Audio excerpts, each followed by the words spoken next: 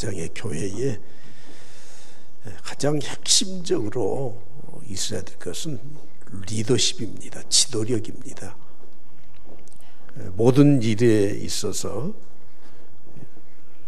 리더십이 시작이고 리더십이 끝이라고 해도 과언이 아닙니다. 저는 우리 자녀들이 올바른 리더십을 갖추고 앞으로 다음 세대에, 특히 믿음을 가진 우리 교회의 다음 세대의 자녀들, 우리 크리스찬들이 이 땅을 정복하고 다스릴 수 있는 자녀들이 될 수 있길 바랍니다. 할렐루야. 리더십은 영향력입니다. 리더십의 핵심적인 요소는 두 가지입니다. 첫째는 인격적인 것과 둘째는 능력입니다. 어떤 사람에게 일을 맡기면 사람은 좋아요. 그래서 사람들에게 좋은 관계도 유지하고, 그런데 능력은 안 돼요. 일을 다 망쳐놔요. 그래 집사님 괜찮아. 사람과의 관계는 좋고 인격은 잘 갖추어진 것 같은데 일의 성과는 전혀 없어요. 어떤 사람은 일은 잘해요. 쉬운 말로 아주 똑부러지게 일은 잘해. 근데 그 옆에서 일하는 사람들이 상처를 받아요. 집사님 그따위로 하려면 일하지 마세요. 직접적으로. 그래서 리더십을 올바르게 가지려고 하면 두 가지가 있어야 돼요. 첫째는 인격적인 요소, 두 번째는 능력이 있어야 됩니다. 디모데후서 4장 3장 17절 말씀에 말씀하죠. 하나님의 말씀은 하나님의 성령으로 감동되었습니다. 그래서 17절 마지막 결론에 이렇게 말씀합니다. 하나님의 사람으로 온전하게 하며, 하나님의 말씀을 통해서 하나님의 사람으로 온전한 인격을 갖추게 한다는 거예요. 그리고 선한 일을 행할 능력을 갖추게 해주는 것이 하나님의 말씀이고, 더 나아가서는 신앙의 힘이라고 하는 겁니다. 오늘 이 시대의 문제는 리더십의 문제입니다. 저는 우리 교회 다음 세대 우리 자녀들이 훌륭한 정치가가 나왔으면 좋겠어요. 우리가 정치를 혐오하는 세상에서 우리가 지금 살고 있지만, 올바른 정치가 한 사람이 나라를 바꾸고 민족을 바꾸고 시대를 바꾸지 않습니까? 임진왜란 때 우리나라 이 반만년 역사 가운데 가장 존경받는 지도자가 누굽니까? 왕이 아니라 이순신이라는 장군이에요. 필사직생, 죽기로 각오하면 살 것이다.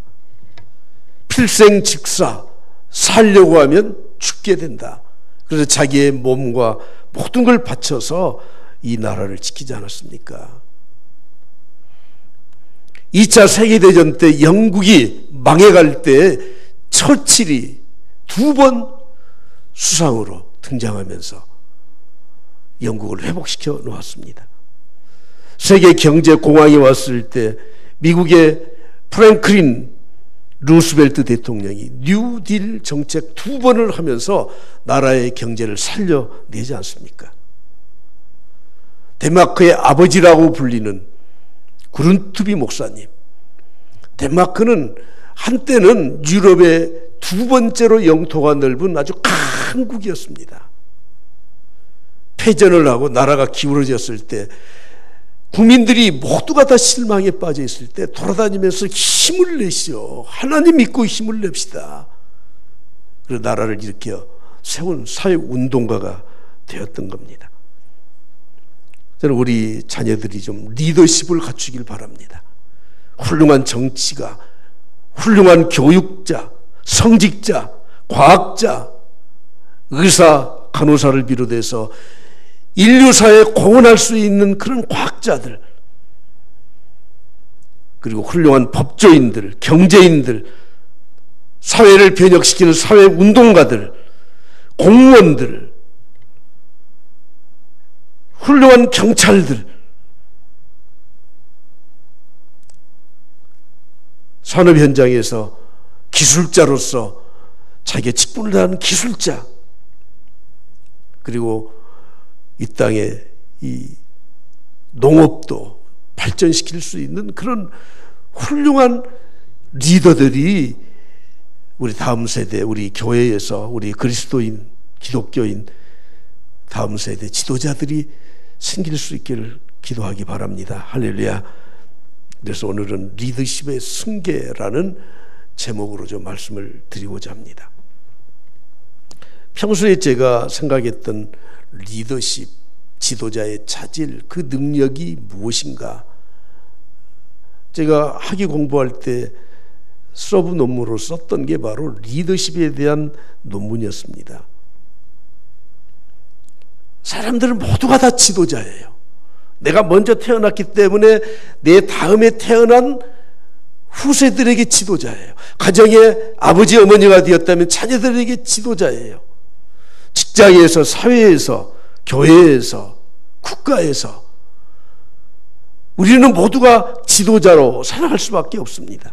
그런데 지도자는 영향력을 끼치지 않습니까? 우리 스스로 한번 생각해 보시죠. 내가 다른 사람에게 선한 영향력을 끼치는지 아니면 그렇지 못해서 악한 영향력을 끼치는지. 리더십에 대해서 여러 가지 많은 이론들이 있는데 수백 개 아마 리더십의 형태가 단어로 표현되는 것 같아요. 카리스마 리더십, 변혁적 리더십, 서번트 리더십, 자기 주도적 리더십.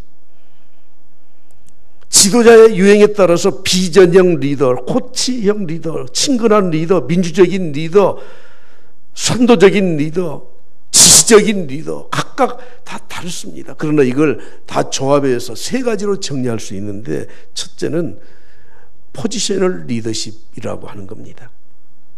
자리가 사람을 만들잖아요. 어떤 자리를 주면 그 자리 직책에 따라서 리더십이 생기게 되는 거예요. 대개 이런 리더십에만 의존하는 사람들은 시키면 시킨 대로 해. 되게 명령형이지 않습니까? 프랑스 절대 왕권의 상징인 루이 14세가 대표적인 사람이에요. 짐이 곧 국가다. 짐이 곧 법이다. 황제가 법이다. 이게 포지셔널 리더십이에요. 어떤 직책을 가지고 사람들을 이끌어가는 거죠. 두 번째는 테크니컬 리더십이라는 게 있어요. 리더십의 기술을 개발하는 겁니다. 여기에서 나오는 것이 처세술, 인간관계론, 대화의 기술, 이런 것들이죠. 되게 이제 7080 세대에 사셨던 분들은 표현이 좀 서툴러요. 그래서 부부간에도 사랑한다는 말을 거의 해보지 못하고 살았던 분이, 그러나 마음에는 사랑하는 마음이 있죠. 예, 저 어르신들 있죠. 예, 있잖아요. 그래서 자식들한테도 엄친자친, 그래서 아버지는 그냥 호되게 야단을 쳐야 아버지인 것처럼만 생각하고 살았잖아요. 3, 4년부터 생각을 해보니까 그런 리더십으로는 자녀들과 아랫사람들과 공유가 안 돼서 스킬을 개발을 했어요. 어떻게 하면 친절하게 대해줄까. 이게 테크니컬 리더십이에요. 근데 여러분, 그렇게 했어요. 근데 속마음은 그렇지를 않아. 그럼 나중에 그것을 본 상대방이 본 마음은 아니고 겉으로만 했네. 오히려 더 실망이 크다는 거예요. 세 번째가 서번트 리더십이에요. 또 계속 영어를 써서 죄송합니다. 섬김의 리더십, 종의 리더십이에요. 주님은 이렇게 말씀하셨습니다. 인자가 온 것은 섬김을 받으려 함이 아니다. 도리어 섬기려고 왔다. 그래서 기독교의 리더십 지도력은 섬김에서 나오는 겁니다. 주님은 최후의 만찬의 자리에서 손수 대야에 물을 뜨고 수건을 두르시고 제자들의 발을 씻겨주시지 않았습니까? 제자들에게 이렇게 말씀합니다. 선생님, 내가 너희들에게 이렇게 발을 씻긴 것처럼 너희들도 다른 사람의 발을 씻기는 리더십을 가져라. 오늘 저는 간단하게 이런 리더십에 대해서 살펴보았지만 성경은 우리에게 분명하게 섬김의 리더십을 우리가 발휘해야 된다고 말씀하고 있습니다. 오늘 사무엘상 18장 말씀에 보면 등장하는 인물이 요나단과 다윗이 나옵니다. 이건 단순히 두 사람과의 관계뿐만 아니라 다윗이 요나단을 대했던 것처럼 그가 왕위에 올라서도 백성들을 그렇게 대했고, 그가 자녀를 낳은 후에 요나단과의 관계와 똑같은 관계를 가지고 또 자녀들을 대했기 때문에 다윗은 현재 이스라엘 국민들에게 가장 추앙받는 지도자입니다. 아브라함이 아닙니다. 엘리야가 아닙니다. 이스라엘의 국기는 삼각형을 두 개로 겹쳐 놓았잖아요. 이렇게, 이 삼각형하고 거꾸로 된 삼각형, 이걸 다윗의 별이라고 합니다. 오늘 본 말씀을 한번 돌아가서 한번 읽어보시겠습니다. 1절 말씀 다 같이 봅니다. 다윗이 사울에게 말하기를 마침에 요나단의 마음이 다윗의 마음과 하나가 되어 요나단이 그를 자기 생명같이 사랑하니라. 요나단과 다윗의 관계, 다윗과 요나단의 관계뿐만 아니라 다윗과 백성들의 관계, 다윗과 가족들의 관계, 다윗은 항상 이런 관계를 가지고 사람들과 관계를 맺고 살았다는 거예요. 4절 말씀을 다 같이 봅니다. 시작. 요나단이 자기가 입었던 겉옷을 벗어 다윗에게 주었고 자기의 군복과 칼과 활과 띠도 그리하였더라.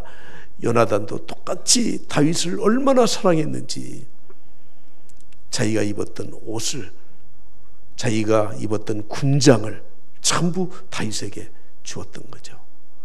5절 말씀에는 이렇게 말씀합니다. 사울이 그를 군대의 장으로 삼았더니 온 백성이 합당히 여겼고 사울의 신하들도 합당히 여겼더라. 백성들에게 인정받는 그런 사람이었습니다. 이 말을 정리하면 요나단과 다윗은 왕권을 놓고는 경쟁자입니다. 요나단의 아버지는 사울 왕이에요. 다음 때는 당연히 요나단에게 돌아가야 돼. 근데 하나님은 요나단, 이 사울의 왕과를 폐하시고 다윗을 세워서 왕으로 삼기로 작정하시지 않았습니까? 왕권을 가운데 놓고 이 사람들이 암투를 해야 되는데, 싸워야 되는데 그렇지 않았다는 거예요. 혈연 관계를 뛰어넘는 인간 관계를 가지고 살았던 사람들이에요. 이해관계를 뛰어넘는 그런 선한 뜻을 이루는 관계였습니다. 오늘 저는 요나단과 다윗의 이 관계가 우리의 피차의 관계가 될 수 있도록 세 가지를 정리해서 말씀드리겠습니다. 자, 6절 말씀을 넘어가서 다 같이 봅니다. 6절 봉독하겠습니다. 요나단이 자기의 무기를 든 소년에게 이르되 이 할례 받지 않은 자에게로 건너가자 여호와께서 우리를 위하여 일하실까 하노라. 여호와의 구원은 사람이 많고 적음에 달리지 아니하였느니라. 아멘. 사무엘상 14장은 요나단이 600명의 사람을 데리고 블레셋과 싸우러 나갔을 때의 장면을 배경으로 하고 있습니다. 요나단이 이렇게 말하잖아요. 이 할례 받지 않은 자들에게 우리가 싸우자. 여호와께서 우리를 위하여 일하실 것이다. 전적으로 하나님을 의지하는 그 믿음, 그것이 요나단이 가지고 있었던 그런 이 믿음의 관계에 있었던 거죠. 사무엘상 17장 45절에 이렇게 말씀합니다. 다윗이 블레셋 사람에게 이르되 너는 칼과 창과 단창으로 내게 오거니와 나는 만군의 여호와의 이름 곧 내가 모여가는 이스라엘 군대의 하나님의 이름으로 내게 나아간다. 다윗도 똑같은 고백을 하고 있는 겁니다. 요나단도 하나님의 능력을 의지해서 블레셋을 물리쳤고 다윗도 마찬가지로 오직 여호와 하나님의 이름을 가지고 블레셋을 물리쳤습니다. 공통점이 무엇입니까?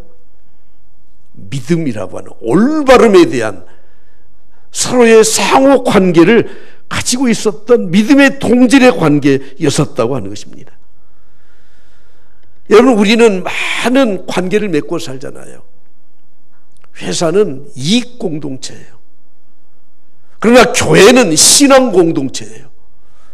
특히 사람들과의 올바른 관계를 맺기 위해서는 올바름의 관계의 형성이 이루어져야 되는 거예요.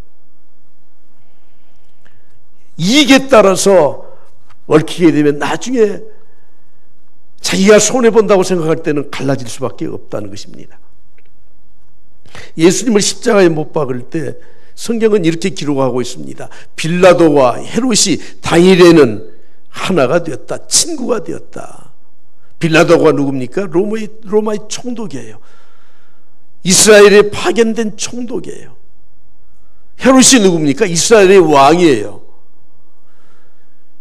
식민지에 있는 왕과 그리고 지배하는 총독이 하나가 될 수가 없습니다. 그러나 예수님을 죽이기 위해서 당일에는 친구가 되지 않습니까? 오늘 현대사회는 모든 나라와 국가, 개인, 사업 모두가 다 이익 공동체지 올바름의 공동체가 이미 아니라는 것을 우리는 알고 있지 않습니까? 나에게 이익이 없으면 혈연관계도 끊고 신앙도 끊고 그렇게 친했던 친구도 관계를 단절하는 게 오늘 우리가 살고 있는 이 세상이에요. 그럼에도 불구하고 요나단과 다윗은 믿음으로 맺어진 올바름의 관계였었다고 하는 것입니다. 기복신앙이 무엇입니까? 하나님 앞에 좀 뭔가 아부해서 뭔가 얻어내려고 하는 게 기복신앙 아닙니까? 하나님과의 관계에서도 손익분기점을 딱 설정해 놓고 이 정도로 하면 하나님이 도와주실 것이다. 계산합니다. 타산적입니다. 이것이 기복신앙이에요. 다윗은 시편 15편에서 이렇게 말씀하고 있습니다. 마음에 서원한 것이 해로울지라도 지키는 자가 하나님을 믿는 자입니다. 사랑하는 성도 여러분, 요나단과 다윗의 관계는 올바름의 관계, 믿음의 관계에 있었다는 거예요. 두 번째, 이 두 사람의 관계는 진실한 사랑의 관계였었습니다. 여러분, 진실한 것은 통하게 돼 있어요. 사랑은 진실해요.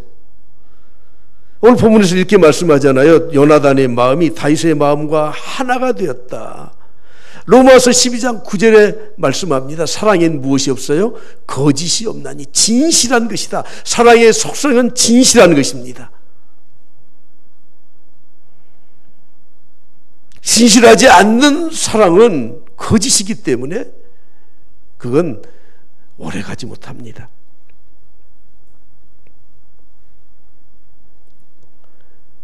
남편이 아내를 믿지 못하면 진실하지 못하기 때문에 믿지 못하는 거죠. 이미 깨어진 겁니다. 한번 묻겠습니다. 남편들이요, 여러분 아내를 믿으시죠? 별로 대답이 시원치 않고 우리 아내들에게 묻겠습니다. 여러분은 남편을 믿으시죠? 그래도 이거 대답이 좀 나오네. 진실하면 믿음이 가는 거예요. 사랑의 핵심은 진실이에요. 거짓이 있으면 사랑이 이루어질 수 없어요. 순수한 사랑은 그 속성 자체가 진실입니다. 우리 자녀들을 정말 부모가 믿으면 진실한 사랑이 가요. 자녀들도 마찬가지로 부모를 진실로 믿으면 참된 사랑을 할 수 있습니다. 두 사람의 관계는 진실함의 교감을 통해서 사랑하는 관계였었다고 하는 것입니다. 왕권을 두고 암투를 벌일 수 있습니다. 서로 친한 척 할 수 있습니다. 그러나 그들은 진실로 사랑했기 때문에 사상과 생각과 신앙이 올바름으로 일치했고, 그리고 그들은 진실한 마음으로 사랑했습니다. 그래서 세 번째로는 생명을 교환하는 관계예요. 요나단이 선배지요. 형이에요. 자기의 군장을 다 벗어서 다윗에게 입혀줘요. 그리고 그들은 맹세합니다.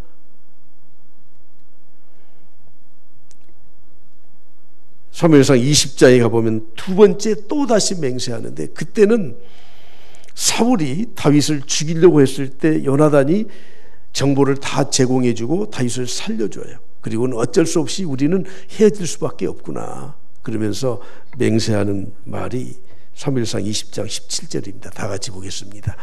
다윗에 대한 요나단의 사랑이 그를 다시 맹세하게 하였으니 이는 자기 생명을 사랑함 같이 그를 사랑함이었더라. 사랑하는 성도 여러분, 오늘 저는 리더십에 대해서 말씀을 드리는데 지도자와 백성들, 목사와 성도, 성도와 성도의 관계, 그리고 가정에서 부모와 자녀, 회사에서 상사와 부하 직원들의 모든 관계에 이 리더십의 핵심은 이 세 가지에 있다는 것을 우리는 꼭 기억할 수 있기 바랍니다. 올바름의 관계가 맺어져야 돼요. 진실의 관계가 맺어져야 돼요. 그리고 더 나아가서 생명을 교환하는 관계로 발전해야 돼요.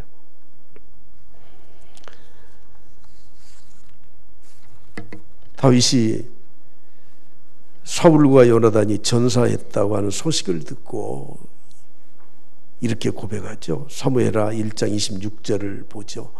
내 형 요나단이여, 내가 그대를 애통함은 그대는 내게 심히 아름다움이라. 그대가 나를 사랑함이 기하다. 여인의 사랑보다 더하였도다.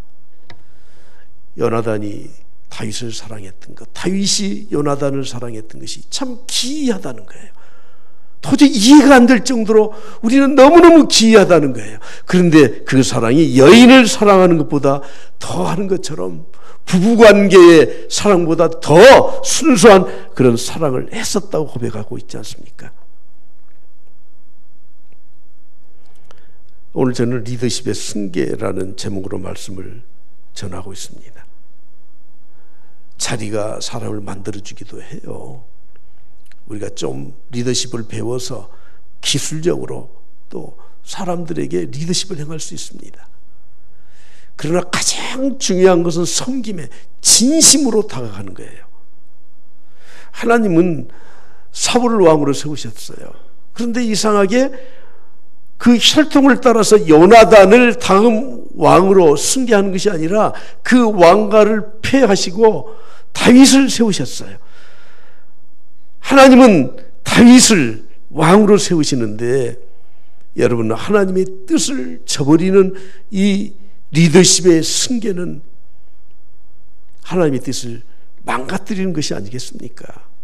그러므로 우린 하나님이 세우신 리더십의 승계에 대해서 사람이 개입을 해서 하나님의 계획을 망치는 일이 없도록 해야 될 것입니다. 그래서 오늘 저는 몇 가지를 말씀을 드리고자 합니다. 먼저는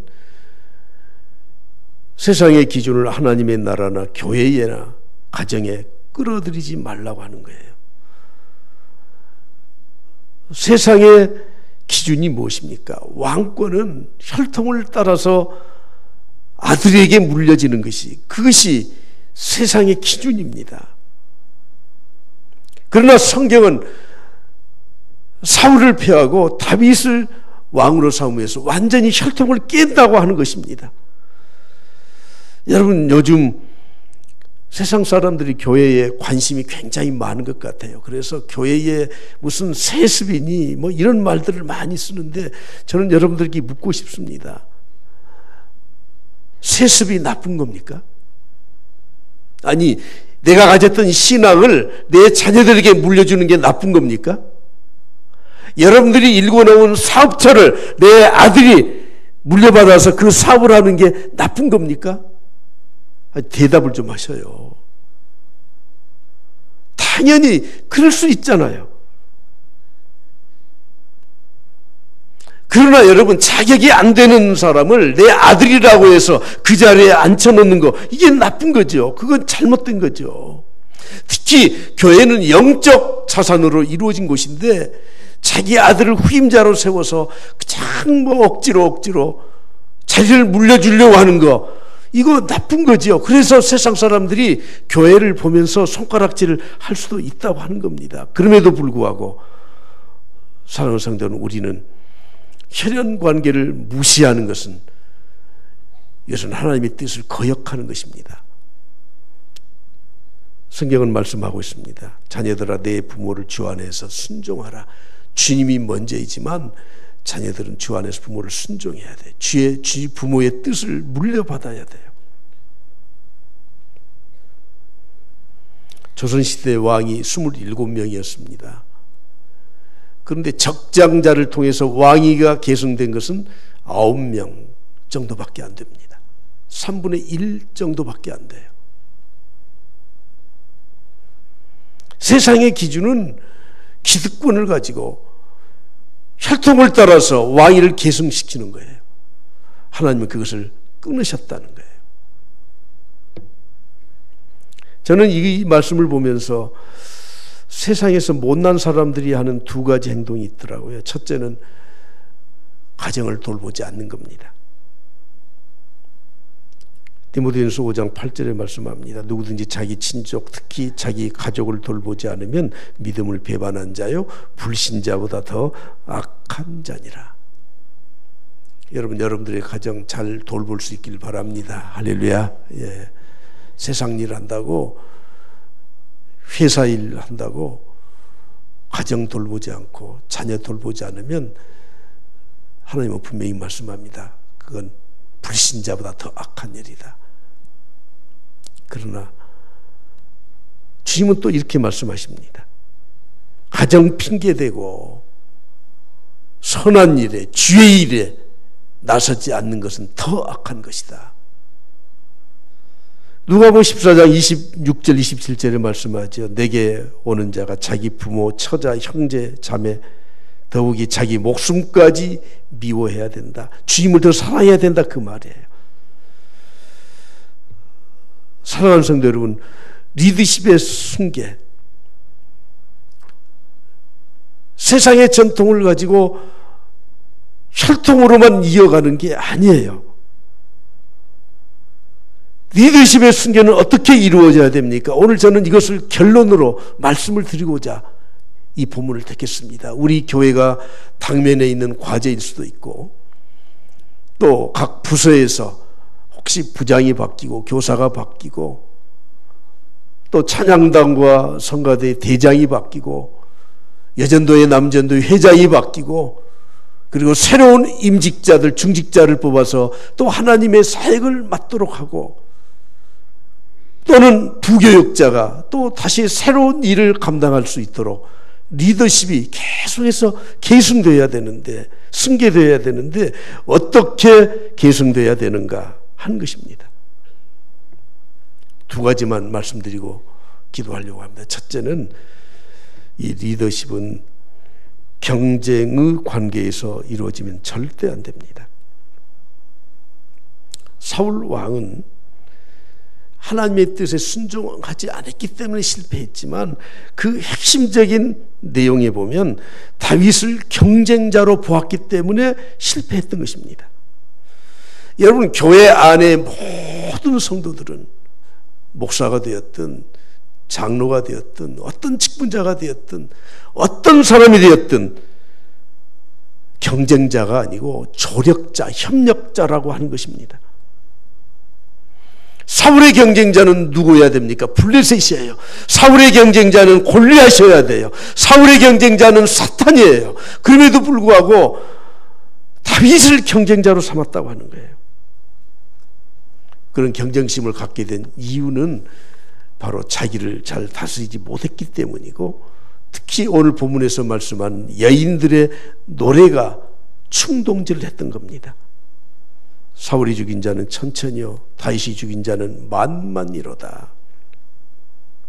시기심과 질투의 대상이 되고 말았던 겁니다. 여러분, 우리가 세상을 살다 보면 시기와 질투심이 생겨요. 이게 인간의 본성이에요. 그러나 그것을 긍정적인데 우리가 활용할 수 있어야 됩니다. 비교하면 시기와 질투심이 생겨요. 비교하지 마십시오. 다른 사람과 나를 왜 비교합니까? 하나님이 유일한 존재로 나를 이 땅에 보내주셨는데, 혹시 여러분들이 꼭 비교를 하려고 하면 상대가 한 사람이 있어요. 가르쳐 드릴까요? 나와 비교하셔야 돼요. 나를 나와 비교하셔야 돼. 과거에 내가 이랬는데 현재 나는 어떠냐? 내가 더 잘 되고 있느냐? 더 못 되고 있느냐? 나와 나를 비교하시면 돼요. 현재의 나는 이런데 미래의 나는 어떻게 갈 것인가? 나를 비교하면 돼. 세상에서 유일한 존재인 나라고 하는 존재를 하나님은 나를 그렇게 창조하셨는데 왜 다른 사람과 비교해서 시기하고 질투하고 속이 상하고 마음에 고통이 있고 마음에 이 심리적인 부담을 안고 살아가는 겁니까? 누가 비교해라고요? 나를 비교하시라고. 내가 과거에 이랬는데 지금은 잘 되고 있어. 그래, 참 잘하고 있어. 과거엔 잘했는데 지금은 내가 이래. 내가 왜 이래? 나 다시 또 일어나야지. 성경의 역사에 가장 리더십의 승계가 잘 이루어진 사람은 모세와 여호수아라고 생각이 됩니다. 모세와 여호수아는 어떤 관계였습니까? 여호수아는 모세의 시종이라고 성경은 소개하고 있습니다. 그것도 40년을 2인자로서 모세를 도왔던 사람이 여호수아입니다.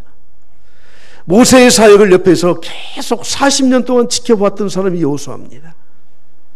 여호수아는 미디안 전쟁에서 장수로 앞에 나가서 싸웠습니다.